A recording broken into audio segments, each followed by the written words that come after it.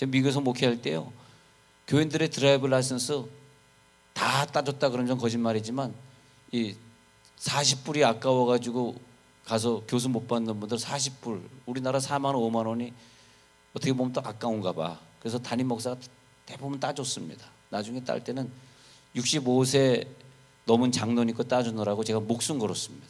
얼마나 막 절벽에 갖다 내길래 막 차 받으려고 그럴 때 막 화는 낼 수가 없잖아요. 내가 화내면 어떻게 합니까? 딴 교회 나가면 또 안 되잖아요. 네. 그래가지고 그다음에 또 교인들 뭐 운전 필요하다면 운전해주고, 또 뭐 법정에 간다 그러면 가서 또 통역해줘야 되니까 또 법정도 가고 병원도 가고. 근데 법정 용어, 이 병원 용어는 제가 이제 동시 통역을 오래 했습니다만 상당히 저희가 어렵더라고요. 뭐 그런 의학적 용어를 따로 배운 것도 아니고 법정 용어를 따로 배운 것도 아니고, 그런데도 그냥 쫓아다니면서 막 봉사했는데, 그래서 나를 만난 어른들이 좀 난 저 사람을 만나서 참 뭐 혜택을 좀 입었어, 뭐 도움을 입었어, 뭐 이래야 된다는 거죠. 네. 그래서 내 생애가 너의 생애를 통해서 좋아졌어, 도움을 입었어. 그것을 요즘 쓰는 말로 뭐로 쓰냐면 상생이다. 그러면 상생. 서로 생애가 살아났어요. 내가 저 사람을 도와줌으로써 나도 살고 너도 살고. 여러분 요즘 그 4차원 융합이란 단어를 많이 쓰고 있습니다만, 융합은 뭐냐면 이제는 여러분들 자녀 중에 고독하게 자라나고 대화 없이 자라난 아이들이 과거에는 어떤 하나의 기술만 터득하면 성공할 수 있는 사회였지만 이제 4D 사회에 들어가면 그게 안 됩니다. 모든 기술은 같이 융합을 해야 돼요. 과거에는 자동차만 그냥 만들면 됐는데 지금은 시대가 달라졌어요. 자동차를 만들면서 충전기 분야가 성공해야지 전기자동차가 되고, 또 지금 삼성에서 개발한 것처럼 이제는 무인 운전 자동차 시스템이 되면서 컴퓨터화 돼버렸어요. 옛날에 생각하는 그냥 뭐 휘발유만 넣으면 움직이는 그런 차의 시대가 아니기 때문에 이제는 자동차를 개발하려고 그러면 컴퓨터도 알아야 되고, 그리고 전기 계통도 알아야 되는, 그래서 전기 담당자, 컴퓨터 담당자가 같이 와서 자동차를 개발해야지 융합 자동차가 되는 거죠. 여러분 무인 자동차 시대가 열리면 택시 기사들이라든지, 손해보는 사람 누구죠? 택시 기사, 이렇게 뭐 화물 기사 뭐 이런 사람들 다 이제 직장을 뺏길 것 아닙니까? 그렇게 생각하세요? 근데 무인 자동차 시대가 되면 더 많은 사람들이 직업을 얻게 됩니다. 잃는 게 아니에요. 과거에 우리가 과거에 방직기계가 들어오면서 한국 모방의 한 공장에 1000명의 직원들이 120명으로 줄었습니다. 그럼 880명은 어디 갔냐? 길거리에 나갔습니다. 그래서 우리나라가 망한 줄 알았어요. 방직기계가 우리나라에 들어오면서, 일본 사람들에 의해서 들어오면서 우리나라가 망하는 줄 알았습니다. 그런데 그 880명이 나중에 다 직장을 얻게 됐어요. 왜냐하면 방직기계를 만드는 공장에 취직을 해야 돼요. 방직기계 만드는 나사 부품에 또 만드는 데 취직해. 이러면서 더 많은 일자리가 늘어났습니다. 여러분, 이 4D 산업이 돼야 되면 직업이 없어진다는 것은 과거의 역사를 잘 몰라서 그런 것이고, 더 많은 사람들이 이 직장을 얻게 되는데, 근데 그 직장을 얻게 되는 사람들의 특징이 누구냐 이거죠. 부모의 사랑을 받고, 그리고 할아버지 할머니의 사랑을 받고 자라면서 성격을 좀 융합할 수 있는 사람. 자꾸 누구랑 싸우고 자꾸 트러블 일으키고 이런 사람은 이제는 존재하기 힘든 사회가 됐어요. 서로 융합해야 돼. 서로 하나가 돼야 돼. 그런 사회가 지금 펼쳐지고 있다는 거죠. 그래서 그런 분들이 누군가 했더니 노부모 밑에서, 할부모, 할아버지 할머니 밑에서 많은 대화를 통해서, 또 많은 신앙생활을 통해서 자라난 아이들. 아마 여러분 중에서 여러분 남편이 계시는데 그 남편이 성격이 좋아가지고 친구도 많이 사귀고 또 부인에게도 잘하는 분들은 아마 진급도 잘하고 그리고 사업을 하더라도 잘할 줄 저는 믿습니다. 그런데 남편이 그냥 가족 간의 관계가 그냥 좀 자꾸 어그러지고 융합이 안 되고, 그리고 또 직장에서도 자꾸 뭐 사람과 틀어지고 미워하고 뭐 싸우고, 그런 사람들이 대체로 보면은 폐해가 적고 상당히 어렵습니다. 그 부인이 상당히 어려운 거죠, 사실은요. 그 자녀들이 어려운 것이고. 예. 근데 목회자들 모임에 가면 자꾸 나를 일어나라 그래요. 왜 자꾸 그러냐, 나 좀 가만 놔둬라 그러는데, 우리 대교회 목사님 여기 오셨으니까 좀 박수 친다 그러고, 내가 자꾸 이렇게 칭찬을 받는 게 미안한데, 저는 뭐 다른 건 없는데, 할아버지 할머니 밑에서 자랐습니다. 그리고 우리 그 부모님이 이제 아버님이 장남이시다 보니까 또 할아버지 할머니를 섬길 수밖에 없었고, 우리 아버지는 어디 갔다 들어오시면 제가 그걸 늘 보고 자랐잖아요. 저는 또 아버지 밑에 자랐으니까 할아버지 할머니, 그리고 우리 장남이었던 아버지 어머니, 할아버지 할머니 장로님 권사님, 아버지 어머니 장로님 권사님, 그리고 저희 이렇게 살았는데, 이렇게 자세히 보니까 이렇게 밖에서 일하시고 들어오시면 무엇보다도 먼저 그 부모님 계신, 그 할아버지 할머니 계신 방을 두드리면서 다녀왔다 꼭 보고하고, 갈 때도 꼭 보고하고, 그리고 절대 양반 자세로 앉는 법이 없어. 얼마나 불편하실까. 그 말씀이 끝나실 때까지 무릎 꿇고 앉으셔요. 그리고 나중에는 그 할머니가 노년에는 좀 몸이 약하셨어요. 약하시니까 그 아들이, 우리 아버지가 그 할머니 옆에서 자더라고. 할머니 옆에서. 그러면서 그 우리 동네에서 야, 세상에 효자다, 그런 소문이 났어요. 효자 중에 효자다. 저도 그걸 보니까 이제 미국에 가면서 부모님을 모시고 가게 돼서, 미국에서 그냥 뭐 고생은 물론 제 아내가 한 것이지만 말이에요. 그래서 잘 이렇게 섬기고 살았는데, 그 사역이라고 하는 것 때문에 또 요놈의 인기가 또 사그라들 줄 몰라가지고 한국에서 불러대는 거라, 자꾸 뭐 무슨 목회자 세미나에 와서 강의하라고 자꾸 불러대니까 자꾸 나가게 되다 보니까 어떻게 한국에 연결이 돼서 한국에서 사역을 시작하게 되면서 LA 탐브레드리 공항을 떠나게 됩니다. 아이고, 우리 어머니가 얼마나 울던지, 그 충신교회 목회하면서 얼마나 돈을 갖다 쏟아부었는데 그 다 놓고 가냐고, 그걸 비롯해가지고 이 교인들 다 어떻게 하고 나가냐고 그러면서, 또 우리는 어떻게 살라고, 이제 우리 아들 한국 들어가면 난 어떻게 살라고. 그래서 이제 사역 때문에 불효자가 되었습니다. 그랬더니요, 그 아들이 떠나버리니까 그 다음에 충격을 받았는지 곧바로 치매가 오시더라고요. 두 분 다 치매로 청혹하셨는데, 그래서 우리는 말이에요, 우리는 그 상생한다 그러는 것이 인간이 서로 모여 살고 결속되고 그리고 단합이 되어지고, 그래서 나는 여러분들이 젊은 사람들이 요즘 뭐 핵가족 세대다, 뭐 소가족이다, 뭐 그런 거 자꾸 하다 보면은 여러분, 우리가 말이에요, 많은 손해를 보게 돼요. 우리 자녀들이 사회성을 잃게 된다니까. 그래서 가능하면 외지에 사는 부모님들은 다 이제 세종에 이사 오시라 그러세요. 그래서 다 같이 사시기 바랍니다. 젊은 사람들이 저를 보고 별 은혜가 안 되는 것처럼 그렇게 또 보시는데, 자, 그래서 부모와 함께 사는 것이 있잖아요. 그럼 부모의 보람은 뭐냐 그러면, 부모의 보람은 그저 자식이나 손주들이 잘 되고 건강하게 사는 거, 그게 보람 아니겠습니까? 그러니까 보람을 주는 자손들이 돼야죠. 보람을 주는 자손들. 중국의 경우가 아직까지 대가족 제도를 고집하고 있습니다. 물론 저 연변의 그 교포들이, 조선족들이 한국에 나오면 돈을 잘 벌다 보니까 남편이 나와 있다든지 부인이 나와 있다든지 그러면서 요즘 조금 분열되는 가정들이 있는 거, 그것은 좀 더 디퍼런트 스토리고요. 중국의 같은 경우는 대가족을 고집합니다. 그래서 노인들과 3, 4대가 같이 살아요. 어쩌면 그것이 중국의 경제력인지도 모릅니다. 중국의 경제력 무섭잖아요.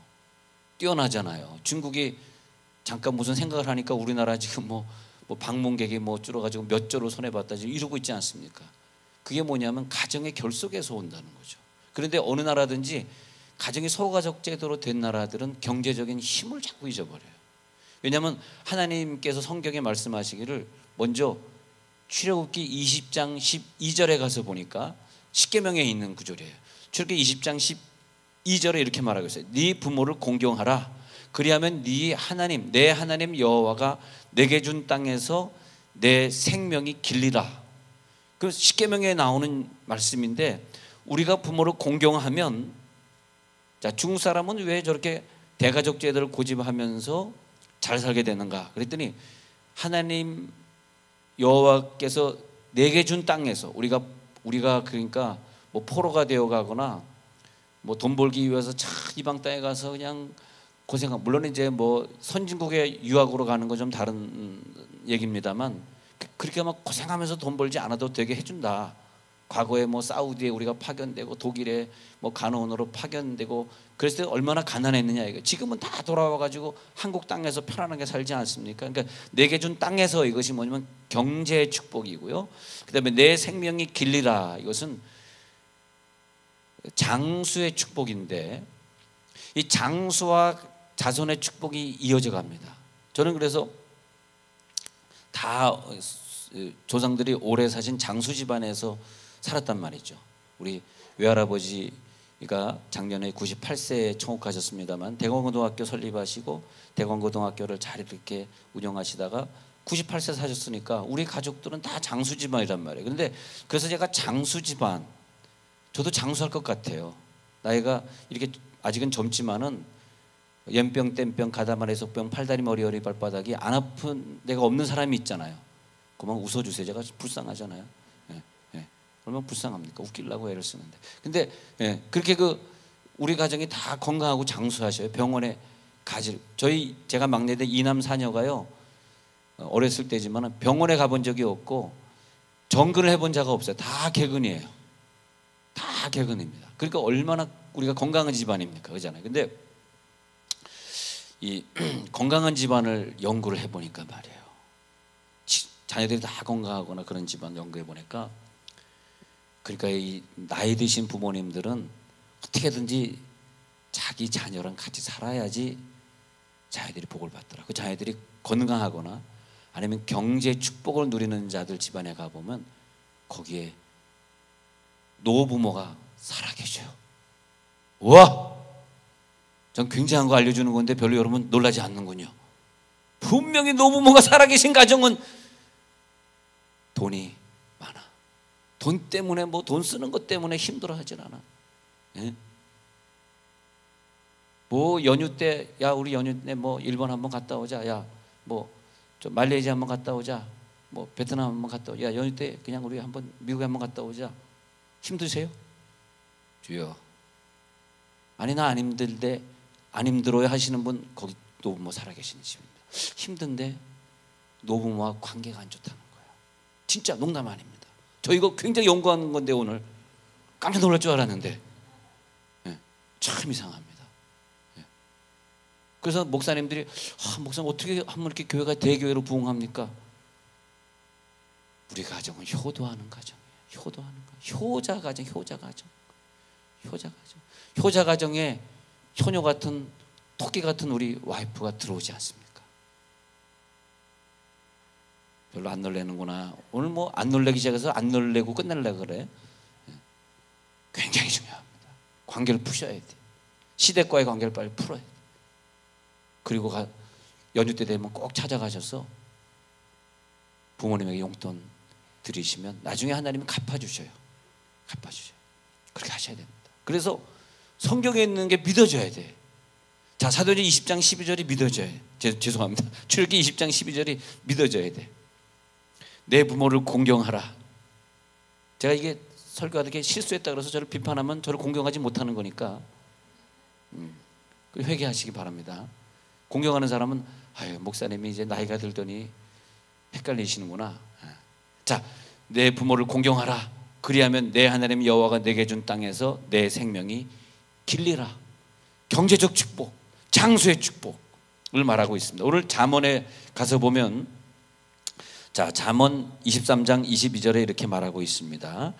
잠언 23장 22절을 읽어드리면, 너를 낳은 아비에게 청종하고 내 늙은 어미를 경히 여기지 말지니라 그랬잖아요.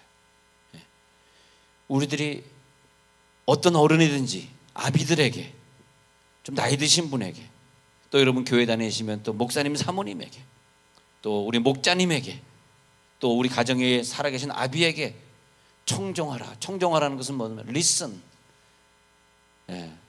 잘 들어라. 그 다음에 경히 여기지 말라는 것은 뭐냐면 don't despise, 무시하지 마라, 그런 뜻입니다.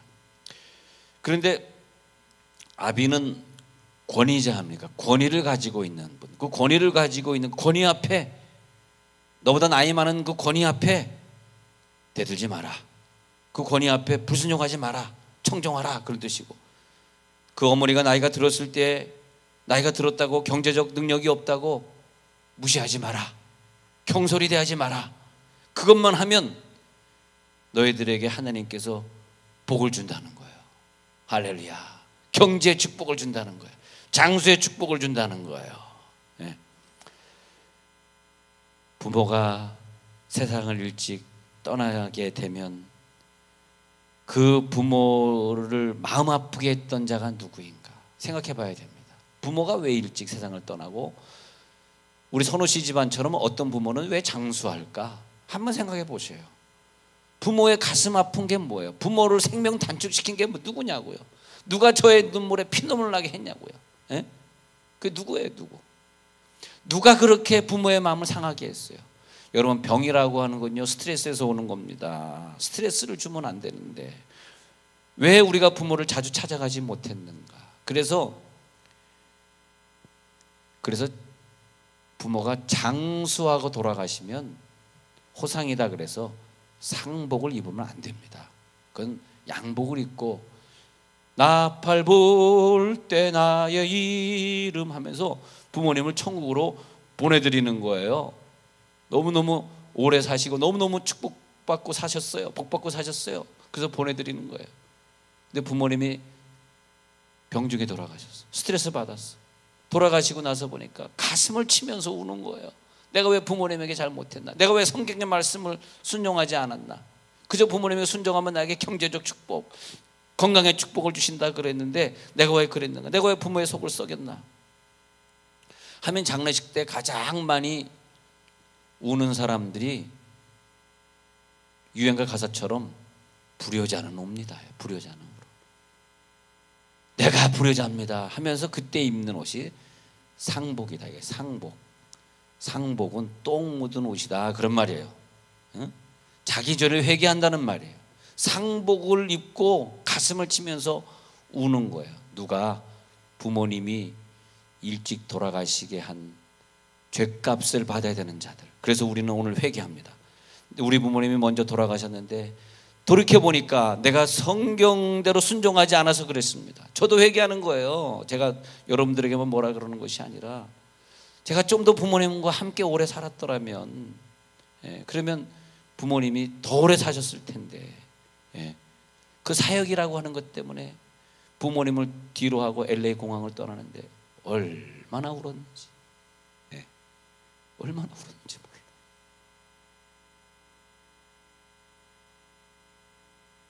왜냐하니까 효자 집안에서는 끝까지 효도를 해야 되는데, 그래서 아버님도 어머님도 저희 누님의 품에서 천국으로 가셨습니다.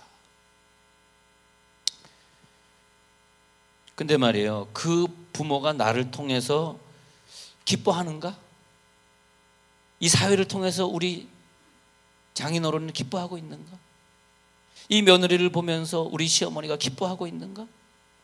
나로 인해서 당신이 행복하십니까?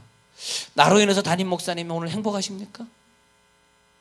나로 인해서 혹시 담임 목사님 근심 걱정 없으십니까? 나로 인해서 우리 부모님들, 내 친부모님들 마음이 기쁘십니까? 내가 저들에게 진정 필요한 존재입니까? 내가 저들에게 진정 필요한 자녀입니까? 사랑받는 존재. 그 사실 하나가 말이에요, 내가 사랑받고 있다라고 하는 것, 우리 부모님이 자녀들에게 사랑받고 있다라고, 인정받고 있다라고 하는 것, 그것은 행복이죠. 그러나 불행은 뭐예요? 우리 부모의 불행은 뭐냐 하면, 내가 자녀에게 인정받지 못한다는 거. 내 딸이 잘못 결혼했나? 내 딸이 시집을 잘못 갔나? 내 아들이 시집을 잘못 갔나? 얘네들이 왜 맨날 싸워? 그러니까 그들에게 기쁨을 줄 수 없으니 어떻게 되겠어요? 가문의 명예를 높이도록 우리에게는 위에는 부모님도 계시고 밑으로는 자녀도 있고, 뭐냐? 너의 가문의 명예를 높여라. 우리가 잘못하면 남의 욕 먹는 게 아니더라고. 그런 거 있죠. 에이, 저 친구 고향이 거기야. 에이, 저 친구 어느 대학 나오더니 그 대학 나온 애들 다 그래. 뭐 그렇게 같이 욕 먹잖아요. 그 가문의 영광을 높이는 게 얼마나 중요합니까? 나만 사는 게 아니니까. 그러니까 가문의 영광을 높이고자 하는 자들은 성경 말씀대로, 그래 이제는 내가 청정하리라, 아버님의 말씀을 들으리라, 어머님이 나이가 드셨다고 경솔히 여기지 아니하리라. 여기서 65세 넘고 70세 넘은 사람의 아픔은 뭐냐 하면, 몸이 아픈데 아프다고 얘기할 수 없는 게 가장 아픈 것 같아. 너무 자식들을 사랑해가지고 내가 아프다 그러면 그저 우리 자식들이 힘들까 봐, 그저 내 딸이 사위 눈치 보고 평생 살았는데 나마저 아프다 그러면 내 딸이 얼마나 힘들까 말이야. 응? 아휴.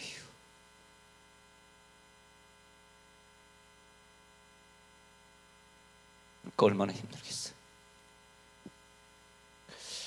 그런데도 불구하고 우리 부모님들은요, 시집장가를 빨리 가기를 원합니다.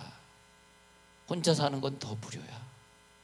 그런데 사유라고 데리고 왔는데, 사유 될 사람을 데리고 왔는데 직장도 없어. 성격도 이상해. 결혼시키고 난 다음에 내가 그때 끝까지 반대할 걸, 내가 왜 반대하잖아. 그리고 가슴을 치면서 평생 사시는 거, 평생.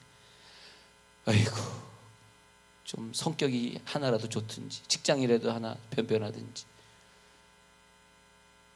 근데 우리의 생애는 그저 하나님의 말씀대로 순종해야 될 줄로 압니다. 할렐루야. 네. 그러면서 하나님, 이제는 하나님 앞에 내가 성격이라도 좋은 사람 되렵니다. 경제력이라도 좀 좋은 사람이 되렵니다. 근데 뭐냐? 그래, 우리 부모님이 나를 볼 때 너는 약속을 따라 난 자녀구나. 너는 약속의 자녀구나. 그래서 네가 좀 직장이 없고, 네가 좀 뭐가 딴 게 부족하고, 네가 좀 몸이 아파도 내 마음이 기쁘다 말이야. 왜 기뻐? 너를 보니까 신앙생활 잘하잖아. 할렐루야. 너는 약속에 따라 난 자녀잖아. 그래서 내 딸을 너에게 준 것이 나는 너무 기뻐. 믿으면 아멘 하시기 바랍니다. 그리고 내 아들이 너랑 결혼하고 난 것이 너무 기뻐. 왜냐하면 우리 아들은 약속을 따라 난 자녀거든. 그래서 우리 아들은 누구를 만나더라도 신앙생활을 잘하거든. 그래서 너를 만난 다음에 내 마음이 얼마나 기쁜지 몰라. I'm so happy because of you. 내가 너로 말미암아 늘 행복해. 네. 그런 거 아니에요? 내가 이 사회를 볼 때마다, 너를 생각하며 기도할 때마다 항상 하나님 앞에 기도해. 자, 이삭은 어려운 가운데서 자기 아버지에게 번제로 바치려 할 때 아버지에게 순종함으로써 그 아버지의 약속을 이어간 약속의 자녀가 되었습니다. 우리가 가문 대대로 약속의 자녀를 이어가려고 그러면 부모에게 순종하고 아버지의 말에 청종하고 그 부모를 경히 여기지 않는 그런 사람들이 우리의 후손 중에 나올 때, 우리의 며느리나 사위 중에 나올 때에, 그때 우리는 약속의 가문을 드디어 이어가는 겁니다. 복이 있는 가정이 되시길 간절히 축원합니다.